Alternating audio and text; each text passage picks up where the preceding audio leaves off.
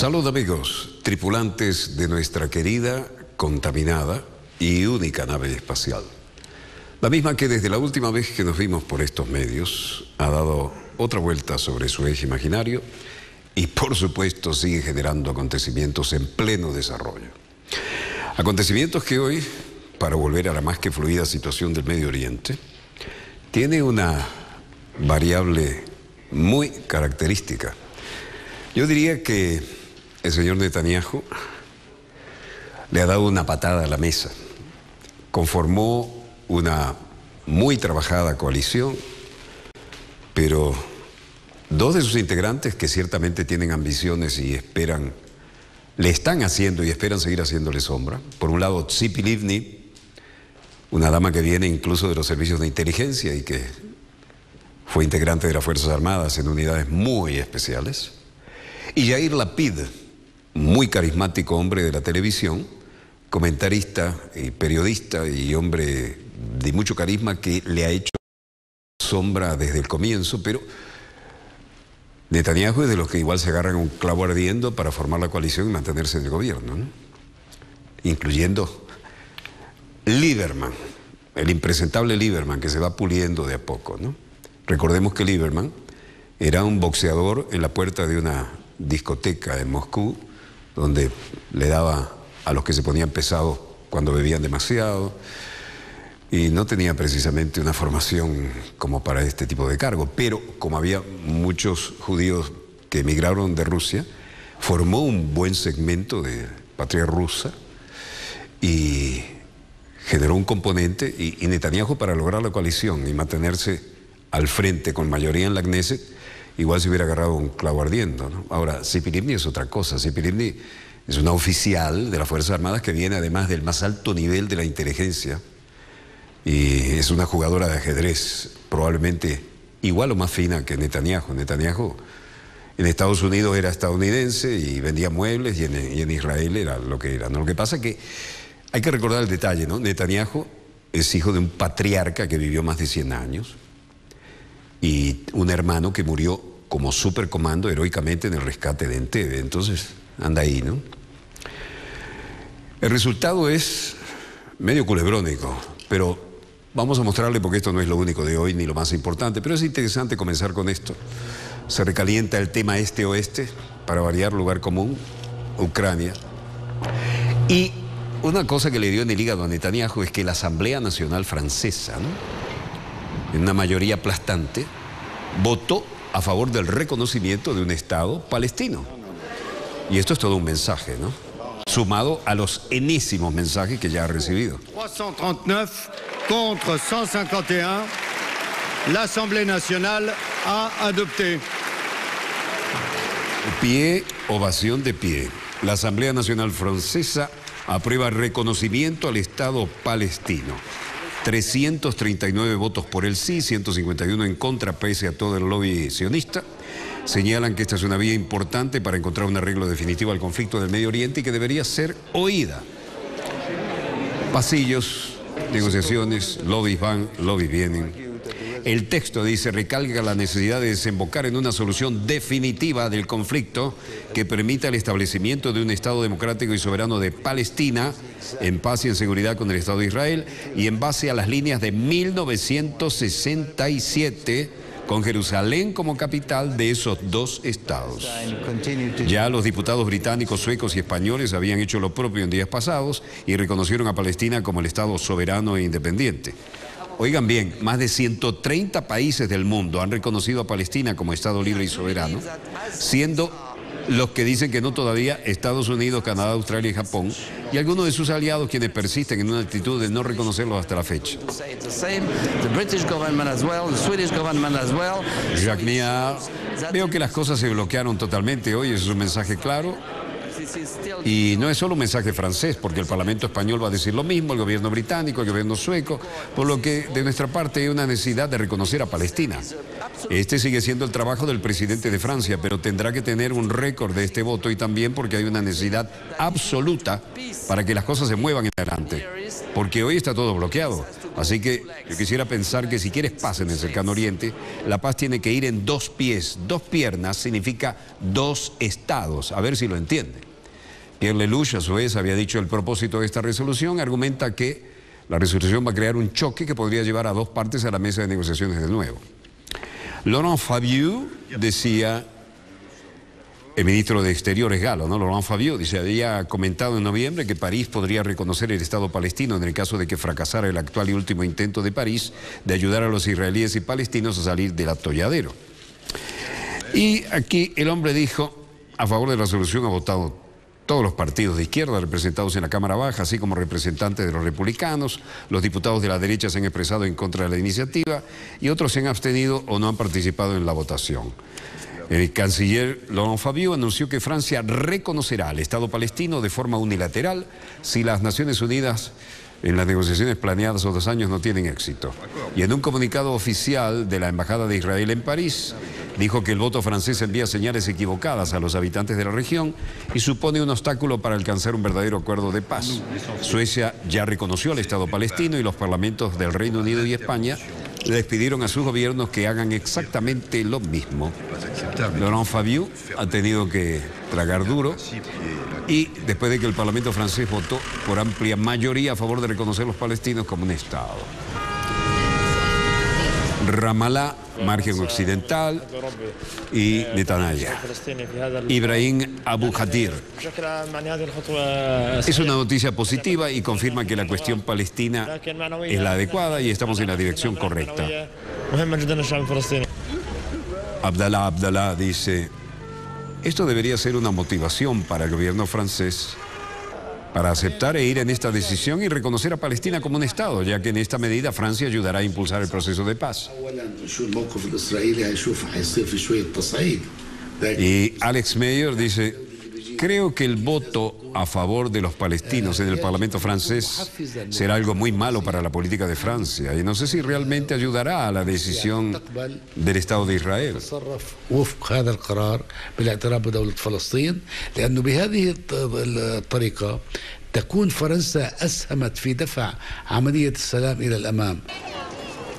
Luego, Frank Mamo decía, creo que el voto del Parlamento francés no es una buena cosa. Y no voy a ser sutil. Para la discusión entre israelíes y palestinos, esto no es bueno. Obviamente, estamos del lado de la opinión hebrea.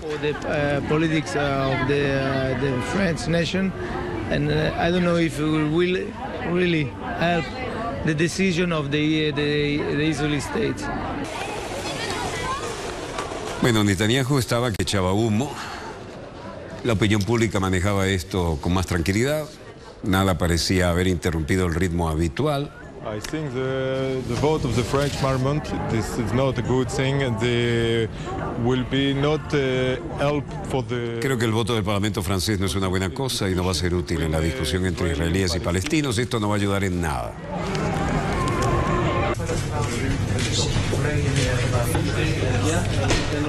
Reaccionó Netanyahu de muy mal talante y disimulando el golpe.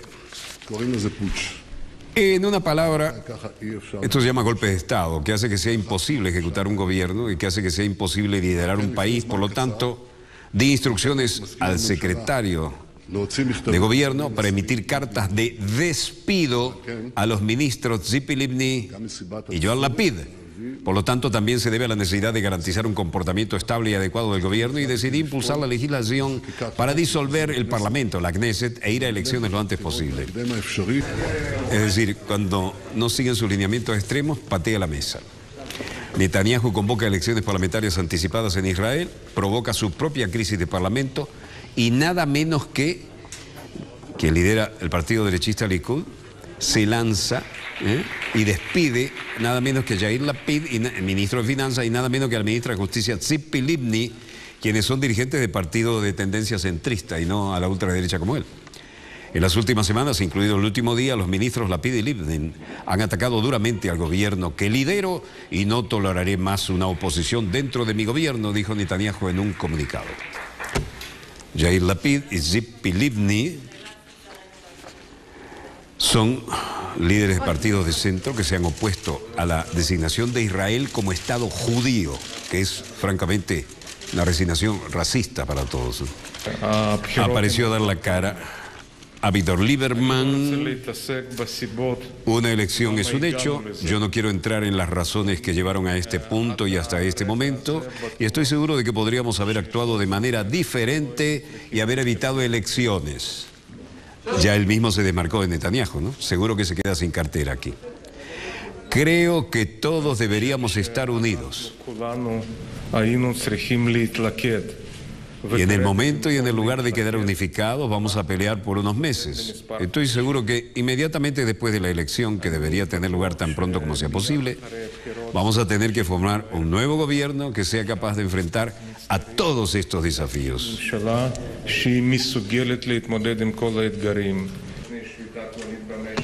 Lieberman afirma que el adelanto de las elecciones es un hecho consumado. No quiero hablar de las razones por las que hemos llegado hasta aquí, pero estoy convencido de que pudimos haberlo hecho de otra manera. Respira por la herida, Lieberman. La coalición de Netanyahu hace aguas desde antes de la pasada guerra de Gaza en julio y agosto, pero se barajaba la posibilidad de que podría convencer a los dos partidos ultraortodoxos de sumarse a su gobierno para sustituir 19 diputados de Yesh Atid. Ari Deri, líder más numeroso de estos partidos, el Sefardí Shas, anunció esta mañana que no harán ningún pacto sin antes ir a elecciones, bloqueando toda posibilidad de que el gobierno israelí logre aprobar los presupuestos generales del Estado en diciembre. Tiro en un pie para Netanyahu. Sin ellos, la ley estipula la disolución automática del Ejecutivo Nacional. Se corre el riesgo Netanyahu en esta jugada y todos los políticos coinciden en señalar los daños del adelanto de las elecciones a menos de 2 años después de las anteriores, pero aseguran que las diferencias son insalvables. Ayer Netanyahu y Lapid se unieron en privado para intentar esquivarlas, pero el encuentro terminó en un portazo.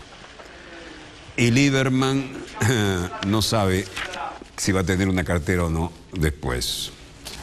Como quiera que sea, 1997, primer ministro Netanyahu con Avigdor Lieberman formaban, agarrando un clavo ardiente, después aparecían todos los personajes que ahora son noticias, ¿no? En 2006, varios de Lieberman, luego los anuncios de Naftali Bennett como ministro de Economía, Ehud Barak siendo recibido en el show de la noche que manejaba Lapid. Todos estos personajes que forman parte del paisaje audiovisual. Lapid, el carismático periodista de la televisión, ahora figura político, le hace sombra a Netanyahu. 2003, Ariel Sharon, entonces ex primer ministro, hablaba de la absorción de la inmigración, y el ministro del Ministerio de Tzipi Livni. Todos estos fueron circulando desde el 2003 al 2008 y ciertamente ahí lo tenemos, Ariel Sharon, y ahora desaparecido, aquel que entrevistamos aquí en este mismo estudio. Tzipi Livni es una estrella creciente. Bueno, Yair Lapid es un político israelí, actor, escritor, periodista, conductor de televisión y presentador de noticias y fundador del partido político Yesh Atid. Y Tzipora, Tzipi para los amigos, Malka Livni, nacida en Tel Aviv el 8 de julio del 58, es una política israelí que fue líder del partido Kadima durante el gobierno de Ehud Olmert, ministra de Asuntos Exteriores, viceprimera ministra de Israel. Fue la segunda mujer después de Golda Meir en ocupar la cartera de Exteriores de Israel. Livni vive en Tel Aviv, está casada y tiene 2 hijos. Livni es hija de Eitan Livni, nacido en Polonia, y Sarah Rosenberg. Ambos fueron miembros prominentes del Irgun. Irgun y Stern eran los que empezaron con el terrorismo cuando el mandato británico para tratar de sacar a los palestinos como fuera. Tzipi fue teniente de las Fuerzas Armadas israelíes y trabajó para el Mossad a principios de los años 1980. Diplomada en Derecho de la Universidad Bar Ilan, varios años de experiencia como abogada y está especializada en Derecho Público y Comercial. Pero el hueso duro debe ser Lapid, ¿no? Porque Yair Lapid, hijo del político Joseph Tomi Lapid y la escritora Shulamit Lapid, está casado con la periodista Lihi Lapid, con quien tiene 3 hijos y viven en Ramat Aviv. Lapid comenzó su carrera periodística como corresponsal militar para el ejército israelí en la revista semanal Ba'Mahaned, significa en el campamento. También escribió para el periódico Ma'ariv de corriente mainstream. En 1988 fue nombrado director de la edición de Tel Aviv del periódico del grupo Yediot Aharonot. En el 91 comenzó a escribir una columna semanal en el suplemento de fin de semana en un diario de circulación nacional, al principio en Ma'ariv, más tarde en su competidor Yediot Aharonot, y su columna llamada ¿Dónde está el dinero?, se convirtió su lema en búsqueda del cargo político. En el 94 empezó a conducir viernes por la noche el principal programa de entrevistas del Canal 1 y ese mismo año tuvo un papel como actor en la película israelí El canto de la sirena. Bueno, la gente opina. Will produce a political map that will be more favorable to him with a bit more power. Yesh Atid, partido líder Yair Lapid, dijo: el primer ministro Netanyahu decidió anoche que llevar a Israel a unas elecciones innecesarias. Tuvimos una alternativa, una buena alternativa, en lugar de gastar miles de millones de shekel en una elección innecesaria. Y Israel no está en una situación fácil. Nuestras relaciones con los Estados Unidos se han dañado gravemente a causa de ser condescendientes y en ocasiones el comportamiento insultante. Gaza no está desmilitarizada, toda una generación termina cada mes en deuda. Podríamos haber trabajado juntos para solucionarnos, podríamos haber llevado algo positivo en vez de ir a elecciones innecesarias. That will be from here at least half a year and will already lead the entire world into next summer. Y el analista político y columnista Amos Azael también decía: él, el primer ministro Benjamín Netanyahu, aparentemente piensa que una nueva elección producirá un mapa político más favorable a él, con un poco más de potencia en el centro y en el bloque derecha, desplazando del centro la actualidad. Se encuentra dentro de su coalición, ha sido consistente con la forma en que ve la espina que tiene clavada en el costado. Otro analista político y columnista, Amos Azael, decía: si Netanyahu ahora maniobra el sistema político israelí en su propia elección, entonces tal vez gane más tiempo y más tiempo aspirará a este ajuste desfavorable geopolítico en el que se ve obligado a funcionar. Eso significaría que hasta las elecciones se llevarían a cabo y después, hasta un nuevo gobierno, surge una nueva coalición.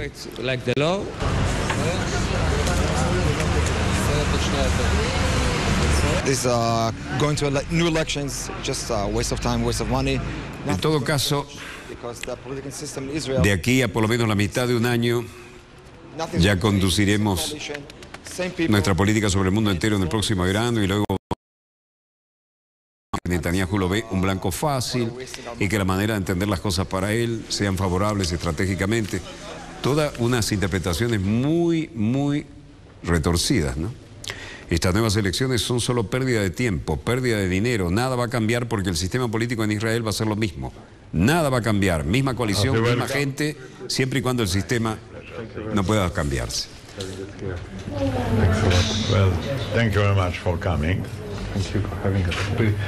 And I'm sure that at least we'll do our best. Estamos en Tel Aviv, Shaika Serbia, primer ministro serbio, Alexander Vukovic, recibido por Shimon Peres. Y esto significa para Aleksandar Vučić, primer ministro serbio, una declaración de este tipo. Está claro que no estamos aquí para ser condenados ni para condenar a nadie. 6 años más de este esfuerzo y trabajo desde las primeras firmas con la presencia del entonces presidente Boris Tadžić y el primer ministro Kostunica.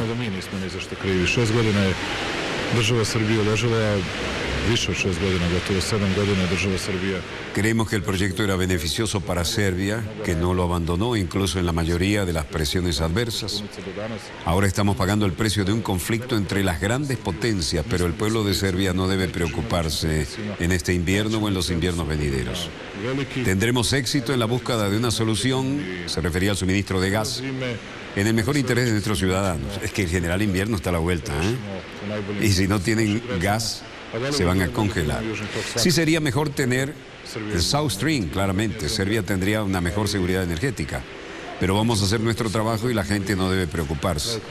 Claro que se preocupan. South Stream era la garantía de la energía proveniente de Rusia que nunca falló. Entonces Vučić dice que Serbia paga el precio de las discordancias entre los grandes y Ahora, el primer ministro de Serbia declaró que no está feliz con la declaración del presidente Vladimir Putin de que el proyecto de gasoducto South Stream se pone punto final, porque indicó que los ciudadanos de Serbia no tienen que preocuparse, pero eso está por verse. Este gigantesco gigantesco gasoducto se encuentra ahora, Vučić está en Jerusalén y dijo que aún le ha alegrado menos la declaración del presidente de Gazprom, Alexei Miller, de que el proyecto South Stream está cerrado y de que esta firma se va a construir un nuevo gasoducto hacia Turquía. Es decir, la respuesta de Rusia está doliendo, ¿no? Serbia no ha contribuido con nada para que se tome tal decisión y nosotros no tenemos ninguna culpa de ello, dijo Vučić. Él indicó que ese es un buen proyecto al que Serbia no renunció incluso cuando se hallaba bajo las presiones más grandes. El presidente Putin declaró ayer en Ankara que las condiciones actuales de Rusia no puede continuar la realización del South Stream, teniendo en cuenta el hecho de que hasta ahora no ha recibido el permiso de Bulgaria para construir el gasoducto. Y en Berlín, el ministro francés de Finanzas, Michel Sapin, decía: se me garantiza, porque es una preocupación de las autoridades alemanas, que Francia hará lo que sea necesario para decirse, a ver cómo se adhieren nuestras normas comunes, mientras hacemos un esfuerzo para asegurarnos de que el crecimiento excesivamente débil en Francia, que también es muy débil en toda Europa, pueda ser más fuerte en los próximos meses. Pero también sabemos que ese crecimiento será más fuerte porque vamos a hacer una serie de reformas estructurales. Tal vez a alguno de ustedes le gustaría preguntar acerca de las reformas que queremos instaurar. Esa será la próxima garantía de crecimiento extra para nuestra área. Et aux conséquences que ça pourrait avoir sur chacune de nos places financières. Mais la France est vraiment... Luego Michel Sapin dijo: sabemos que las dificultades se refieren también a las diferencias que puedan existir entre nuestros centros financieros, las consecuencias que podrían tener en cada uno de nuestros centros financieros, pero Francia está verdaderamente decidida a poner en marcha un impuesto a las transacciones financieras. Tenemos todo, sabemos que no podemos poner inmediatamente en marcha ese impuesto a las transacciones financieras de nuestros sueños, con todas las posibilidades, pero creo que hemos escrito en nuestro documento conjunto la buena voluntad de hacer una primera etapa, un primer paso que muestre que es posible poner un impuesto a las transacciones financieras en el lugar. Wolfgang Schäuble decía: la situación en que estamos no es nada fácil, pero también estamos en un punto con el nuevo Parlamento Europeo y la Comisión Europea donde podemos sentir una nueva voluntad común en Europa para salir adelante más rápido y con mayor eficiencia en lo que era un centro del tema de nuestras conversaciones de hoy y en nuestras discusiones antes de estas conversaciones de ahora, así como en una situación económica bastante difícil, en un entorno geopolítico también bastante difícil, nos referimos a un crecimiento más sostenible de la inversión. Medio críptico, ¿no? Toda esta jerga tecnócrata de los neoliberales, pero bueno, eso fue lo que dijeron. Y luego Wolfgang Schäuble dijo a otra pregunta: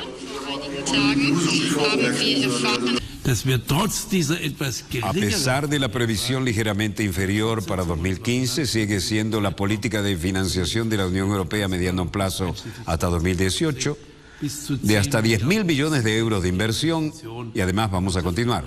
Y eso no tiene nada que ver con el programa de Juncker. A otra pregunta respondió: para nosotros todo esto se encuentra bajo el título Asociación para la Modernización.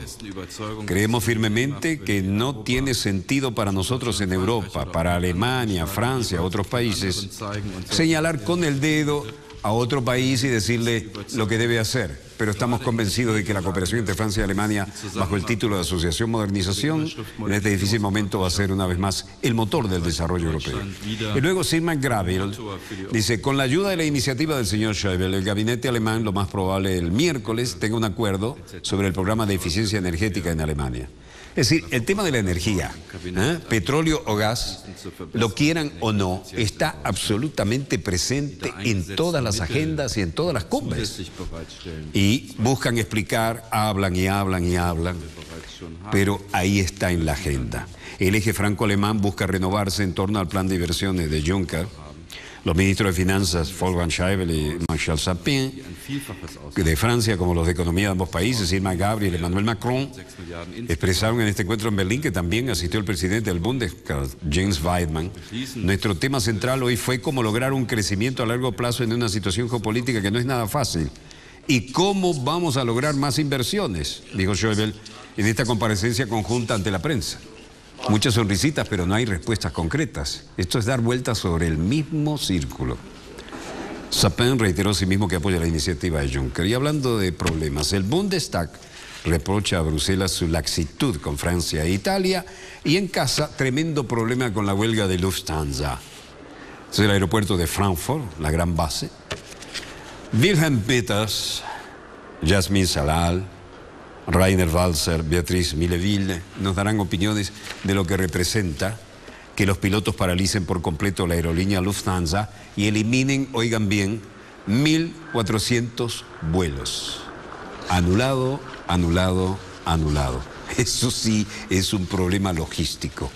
La gente, con la paciencia que se estila en esas latitudes y longitudes, Lufthansa ha dicho que no aceptaría la demanda de los nuevos pilotos, al igual que los que están ya en la compañía, que puedan jubilarse a los 55.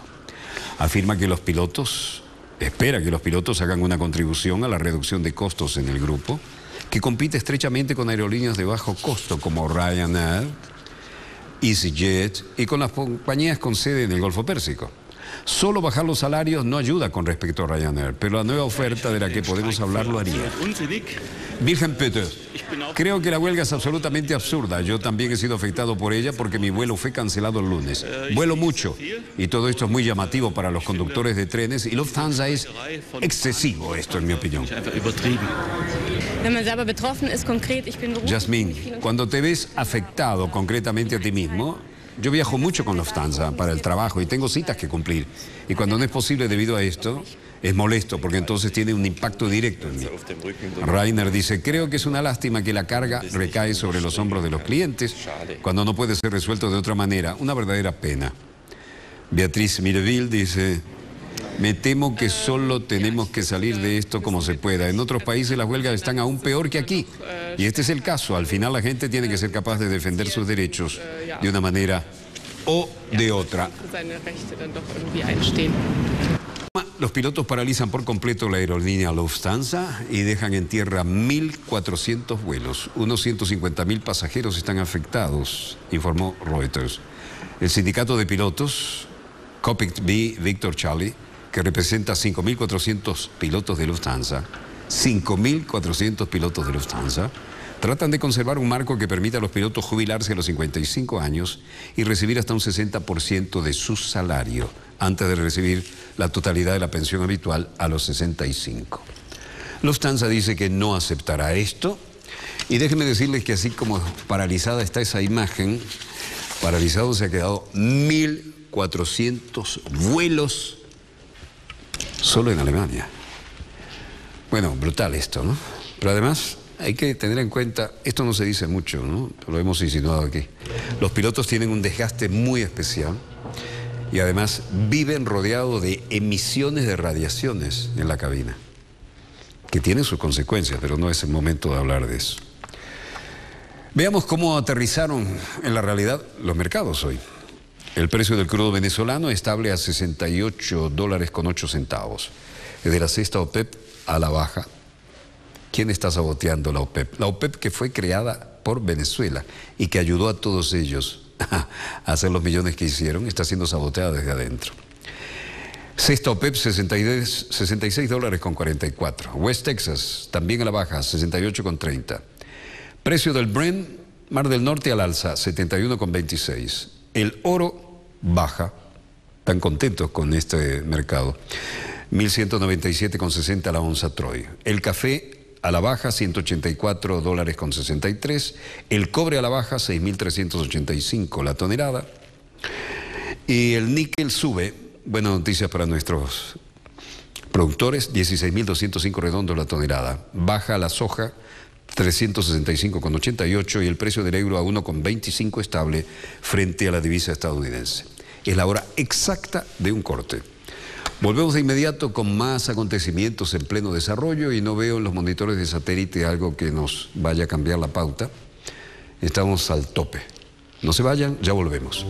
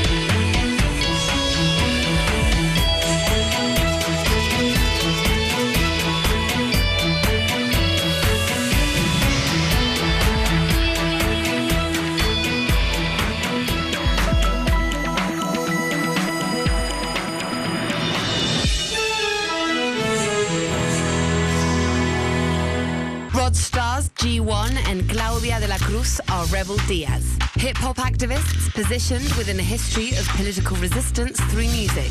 And you don't stop. They invite young people to express themselves about their social struggles. And you don't stop. Watch it on telesurtv.net/English. Más de 215 millones de personas viven fuera de sus países de nacimiento y más de 700 millones migran dentro de sus propios países. ¿Conoce usted las causas y consecuencias del factor migratorio en Latinoamérica y el mundo? Exploramos a fondo las historias de las personas afectadas por la migración. Entre Fronteras, todos los jueves, solo por Telesur. Desde nuestra plataforma en inglés, Telesur trae a su pantalla entrevistas en profundidad con personalidades del acontecer político y social. Lunes, from Washington.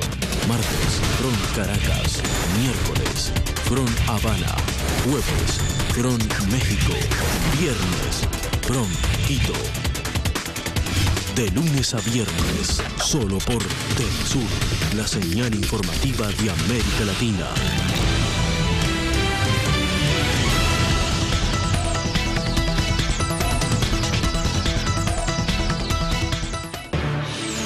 Volvemos con más acontecimientos en pleno desarrollo.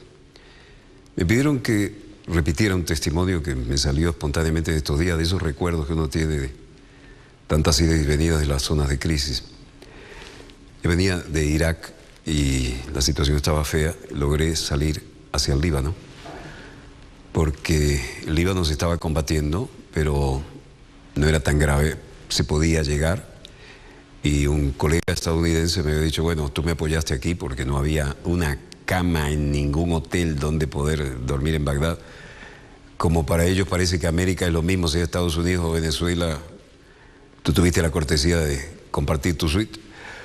Ahora yo te quiero, si te animas, ir a mi base de operaciones, que es el Líbano. La cosa está interesante, hay bastante plomo, pero se está viviendo.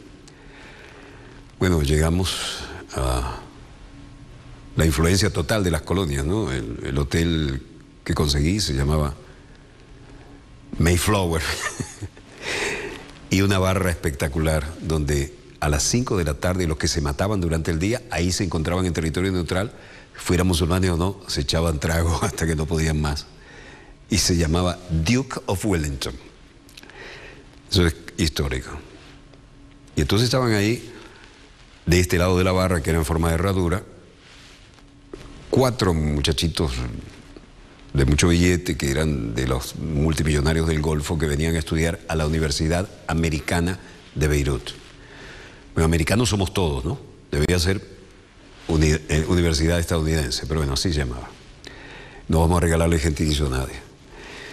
Yo estaba oyendo a esos muchachos jactándose, echándose tragos que como musulmanes suponían que no debían echarse, pero bueno, estaban viviendo su juventud. Y nosotros les enseñamos el valor del petróleo y bla, bla, bla, bla. Sí, porque hicimos esto, hicimos lo otro. Y había un obvio estadounidense del otro lado. Yo estaba más o menos en la mitad de camino y escuchaba. Por casualidad, ese señor estaba tomando un clásico cóctel. Éramos los únicos que habíamos pedido Negroni. Y El tipo estaba que echaba humo, ¿no? Y digo, ¿qué le pasa a este gringo, no? De repente le pega un manotazo a la barra y dice, bullshit, ustedes están hablando pistoladas, para decirlo suavemente. Ustedes están ahí gracias a que los venezolanos, que fueron los que nos fregaron a nosotros creando la OPEP, Juan Pablo Pérez Alfonso. Gracias a los venezolanos ustedes han reivindicado su petróleo. No hablen tanta pistolada, ¿no? Bueno, tuve el honor de entrevistar a Juan Pablo Pérez Alfonso y dije, bueno, este gringo es el mío, voy a brindar con él. Me dice, no, es que yo, ¿de dónde es usted? Yo estoy investigando. Yo soy de la Universidad de Texas. Y bueno, el tipo sabía de la historia del petróleo, ¿no? Fíjense las influencias de Venezuela en eso, ¿no? Bueno, mutatis mutandi, el resultado es que la situación ahora nos la cobran. Nadie olvida que fuimos nosotros los que les enseñamos, con toda humildad, es un rigor histórico. Fue Venezuela la que le enseñó, unió a los países árabes, los logró reunir en la OPEP y cambiaron las tendencias del mercado. Y eso es lo que nos están cobrando ahora, ¿eh? Porque esta bajada de petróleo es artificial, premeditada y tiene una diana que es tratar de quebrar la economía venezolana. Bueno, veamos los acontecimientos en pleno desarrollo. Anécdotas de frentes de guerra hay muchas, pero esta me pareció muy representativa. No son los Katyushka de la Segunda Guerra, son los Grad, versión moderna y ampliada.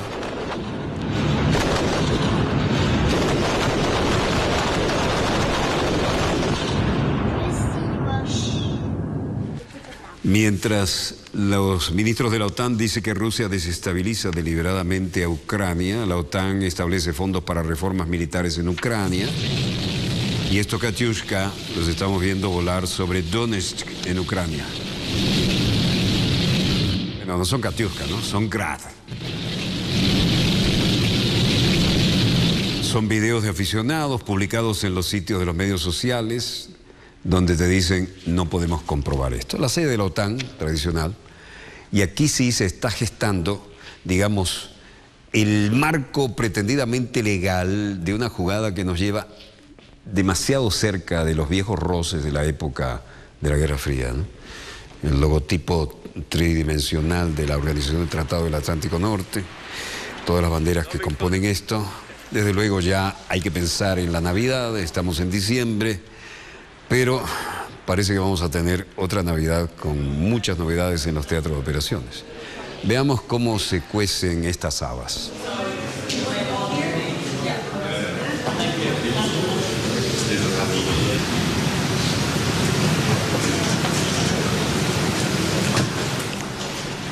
Entrando en Bruselas, a donde se bate el cobre, Jens Stoltenberg, y el secretario general de la OTAN, dice ante la ansiosa prensa. Por supuesto se habla de Ucrania como uno de los temas. El problema ha sido que los separatistas y Rusia no están respetando los acuerdos de Minsk. El alto del fuego se viola y, por ejemplo, el acuerdo de Minsk que establece que debemos tener el control de las fronteras internacionalmente reconocidas de Ucrania, no ha sido posible llevarlo a cabo debido a que los trabajos son los que son responsables de la vigilancia de las fronteras se han visto gravemente socavados. Por lo tanto, hay que respetar las fronteras internacionales para que sea posible tener la supervisión internacional independiente de cada frontera y para hacer posible detener el suministro de equipo militar, de tanques, de la fuerza de los separatistas en Ucrania. Esto es algo muy importante y hacemos un llamamiento a Rusia para que haga exactamente eso. Tanks of forces to the separatists in Ukraine is something which is very important, and we call on Russia to do exactly that. En suma, Stoltenberg denuncia que los separatistas ucranianos y Rusia vulneran el alto el fuego y aseguró que Ucrania hace lo que puede para mantener los acuerdos de paz de Minsk, pero que tanto los separatistas prorrusos como Rusia no están respetando el alto el fuego decretado en la zona. La OTAN, a consecuencia de esta declaración, aprueba fuerzas de reacción rápida. ¿A qué les recuerda eso? Bélgica, llega John Kerry, representante permanente de la OTAN, Douglas Lutz. Y escucharemos a Frank-Walter Steinmeier y a Linas Linkevičius, porque se está recalentando el ambiente definitivamente en relación este-oeste. Guten Morgen. Guten Morgen. Declara, buenos días, Frank-Walter Steinmeier, dice, desafortunadamente no estamos tan lejos como nos gustaría. Todavía Rusia ha violado las leyes internacionales con su conexión de Crimea y todavía hay lugar para los combates en el este de Ucrania que deben parar. Siempre que las armas puedan venir, su entrega debe parar. Tenemos que llegar a una solución política a largo plazo. Eingestellt werden, dann die Möglichkeit zu haben, an der politischen Entschärfung zu arbeiten. Die Voraussetzung dafür ist, dass man überhaupt in the long run über eine politische Lösung reden kann. Wir werden Luego habla Linas Linkevičius. Suena muy lituano esto, ¿no? Linas Linkevičius dice, desde que se enfrentan, la agresión externa no es un conflicto interno, como a veces parecía y a la vez lucía como proporcionado. Es externo y realmente tienen que luchar, es una guerra y también tienen que llevar a cabo reformas al mismo tiempo. Por lo tanto, tenemos que apoyar al gobierno ucraniano por todos los medios, económico, financiero, político y yo también diría militar, en ayuda a sus Fuerzas Armadas. Toda la familia va llegando a la sede de la OTAN y aquí llegaban Jens Stoltenberg, John Kerry, luego lo hacía Evangelos Velizelos, el ministro Bert Koenders, holandés, el alemán Frank-Walter Steinmeier. Stoltenberg y Kerry se daban las manos, se iban encontrando los nuevos y ya las figuras clásicas, ¿no? Stoltenberg dice que la OTAN apoya esfuerzos para el cumplimiento de los acuerdos de Minsk, ya se lo hemos oído decir. Debemos apoyar todos los esfuerzos para cumplir y respetar los acuerdos de Minsk y el alto el fuego. Volvió a acusar a los milicianos de Donbass de violar estos acuerdos. Asimismo llamó a Rusia a no apoyar a las milicias y respetar el régimen de alto el fuego. Y la OTAN confía en que Ucrania continúe yendo por el camino de las reformas y haga todo lo posible para cumplir los acuerdos de Minsk, que es el leitmotiv. Foto de familia. Para poner fin a las hostilidades, el gobierno ucraniano y los independentistas acordaron con mediación de Rusia y la OSCE una tregua el pasado 5 de septiembre y el día 19 firmaron en Minsk un memorándum para garantizar la observación del alto el fuego. Desde abril pasado, Ucrania del Este está sumida en un conflicto armado que, según estima la ONU, se ha saldado ya con más de 4.000 víctimas mortales y casi 10.000 heridos.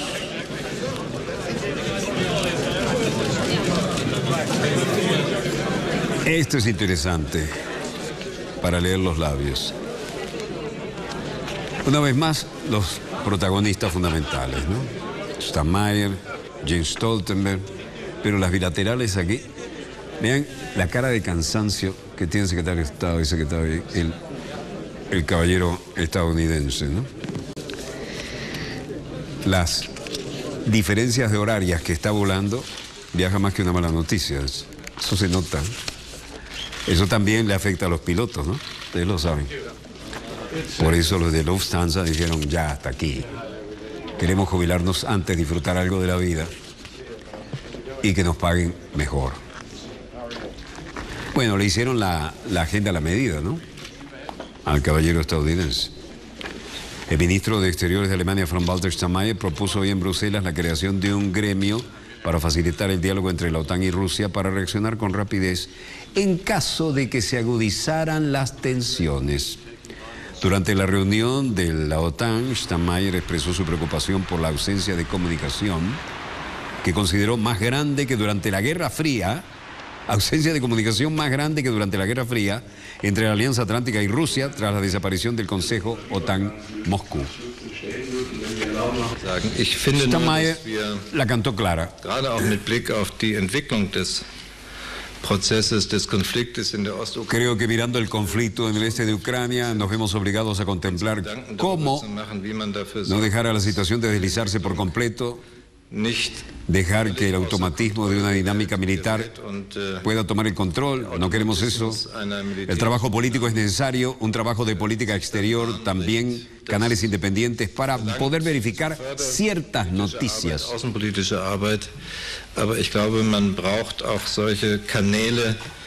Tiene la madurez de alguien que tuvo un país dividido, ¿no? Y vivió muy de cerca las tensiones este-oeste.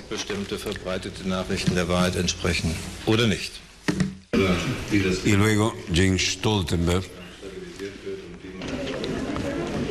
nuevo secretario general de la OTAN.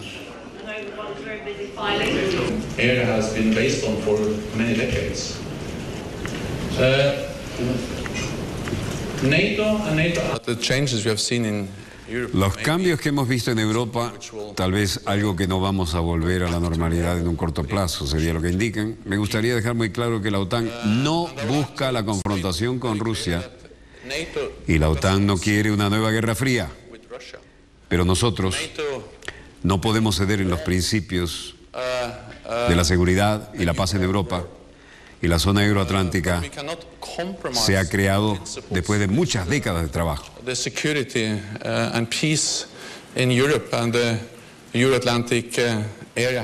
En suma, la Alemania propone crear un organismo específico para el diálogo entre la OTAN y Rusia. El jefe de la diplomacia alemana dijo que ese nuevo gremio debería poner en el diálogo temas como ejercicios militares internacionales, sobrevuelos de aviones militares, visitas a barcos rusos en regiones lejanas y otras acciones en las que se están involucrando las Fuerzas Armadas. Ucrania, el epicentro, Petro Poroshenko, entrando a la Cámara del Parlamento. Pavlo Klimkin encabezó el Ministerio de Relaciones Exteriores en julio. Durante medio año demostró que él es la persona adecuada en esta posición y en el momento adecuado. Firmemente puedo decir que estoy satisfecho con el trabajo del Ministerio de Relaciones Exteriores y también al ver que la sociedad no tiene quejas de él. No hay motivos para cambiar al canciller ahora. Dentro de un mes y medio de trabajo, Stefan Timifiovich probó que mi decisión de proponer a la Rada Suprema, lo designé como ministro de Defensa, tenía toda la razón. También les pido que confirmen la legalidad de esta decisión por unanimidad y estaría de acuerdo con esta estimación. Se pasa a votar y el Parlamento ucraniano confirma el nuevo gabinete con 3 ministros, entre comillas, extranjeros. La decisión recibió el apoyo de 288 diputados, superando el mínimo necesario de 226. Stefan Poltorak, Pavlo Klimkin y Arsen Avakov han sido revalidados en el nuevo gabinete como titulares de Defensa, Exteriores e Interior respectivamente, la tríada fundamental, ¿no? El lituano Ivaras Abramevicius, casado con una ucraniana y cuyos 3 hijos nacieron en Kiev, ocupará el cargo de ministro de Desarrollo Económico. El georgiano Alexander Khachishvili se desempeñará como titular de Sanidad. Y la estadounidense Natalie Yaresko, que lleva más de 20 años residiendo y trabajando en Ucrania, será la ministra de Finanzas. El presidente de Ucrania, Petro Poroshenko, atribuyó a la complicada situación económica del país la decisión de naturalizar a estos tecnócratas para que puedan recibir carteras del nuevo gabinete. Cúmplase. Donetsk, Ucrania, esta es la realidad en el terreno.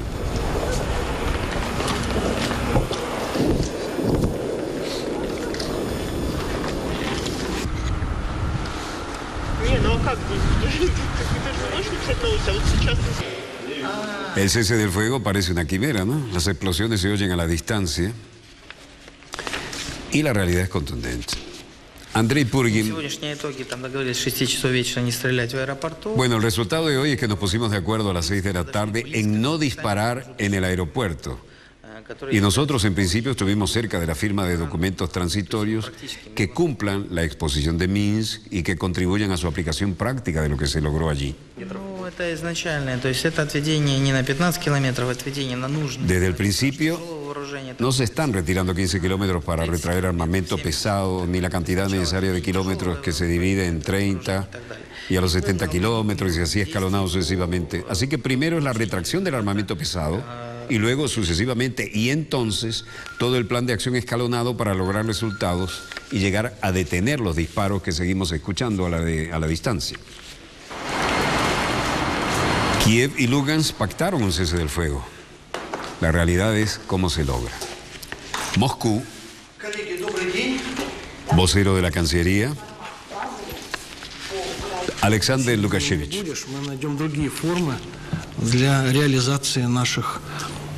La situación es tal que no se puede obligar a la gente a que le guste. Vamos a encontrar otras formas para lograr nuestros planes en relación con el suministro de gas a otras regiones.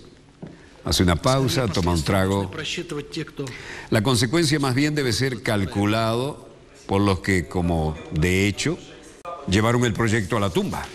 Se refiere a South Stream, obviamente, ¿no? Bueno, el hecho es que esto toca intereses geopolíticos de trascendencia. Y Rosen Plevneliev dice, la decisión sobre South Stream está en manos de Rusia y la Unión Europea. Estoy señalando a su atención el hecho de que si Rusia se compromete a cumplir con la legislación europea, no me imagino que nadie tenga objeciones a este proyecto. Al mismo tiempo, hasta este momento, Rusia no ha dado muestras de su intención de cumplir con la legislación de la Unión Europea. Es absolutamente claro que el desbloqueo del proyecto South Stream está en manos de la Unión Europea y Rusia y en la intención de Rusia de cumplir con la legislación europea. Y esto lo dice el presidente búlgaro. Отключването на проекта Южен поток е в преговорите между Европейския съюз и Русия и в желанието на Русия да се съобрази. En suma, Bulgaria dice lo que se sabe, que el futuro de South Stream depende del diálogo Rusia-Unión Europea.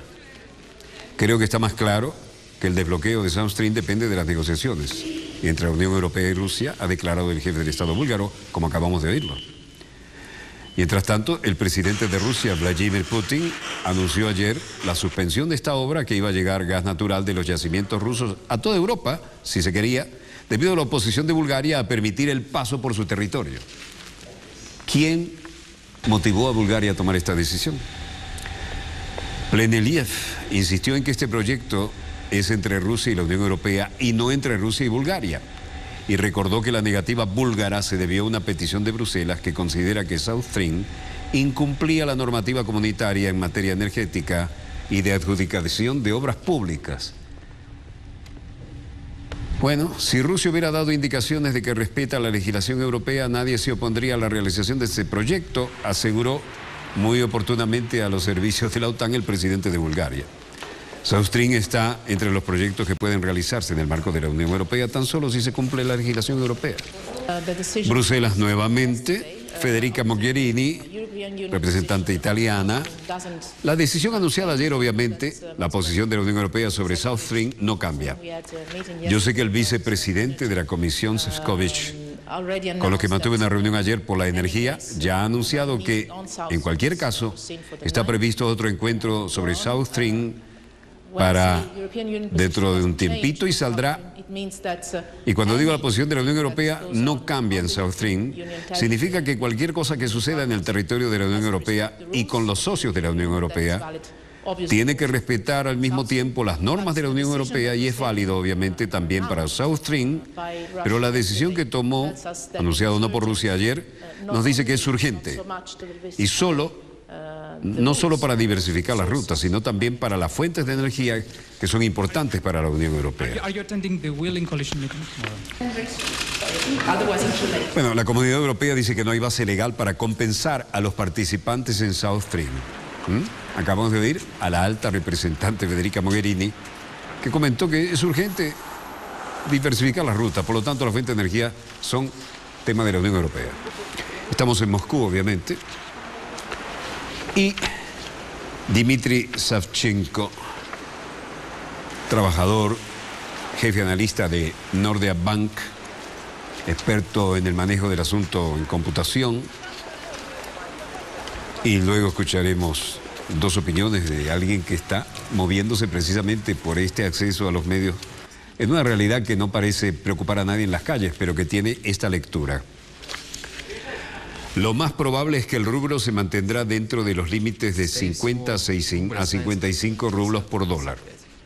Si tenemos en cuenta los precios de algunos escenarios y entre ellos el petróleo, Estamos optimistas y se recupera por lo menos a $90 por barril en los próximos meses. Hay una alta probabilidad de que el rublo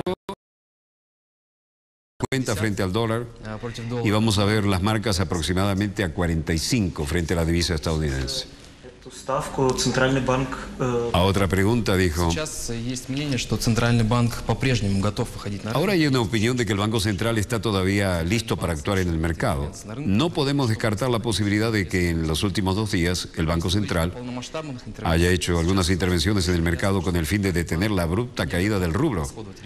Pero si hablamos de las intervenciones a gran escala, es absolutamente claro ahora que el Banco Central no está dispuesto a gastarse las reservas, lo que significa que las intervenciones que vimos al principio del año y en otoño probablemente no las volveremos a ver. No entran en el juego. El rublo crece 2,05% ante el dólar y 1,9% frente al euro. El Banco Central de Rusia fijó las cotizaciones oficiales que entrarán en vigor a partir de mañana. 50,7.678 rublos por dólar, 63,2.414, hay que ir hasta las 10 milésimas aquí, rublos por euro, 63, 50 y 63. Las cotizaciones oficiales anteriores, 51,80, si quieren los detalles, 51,8068 rublos por dólar y 64,4425 rublos por euro. Van hasta los milésimos. Y aquí nos encontramos en la Ciudad del Vaticano. Junto al Papa Francisco, líderes de diversas religiones firman una declaración para erradicar la trata, terrible flagelo de la esclavitud moderna en todas las formas, a que volvió a calificar como crimen de lesa humanidad.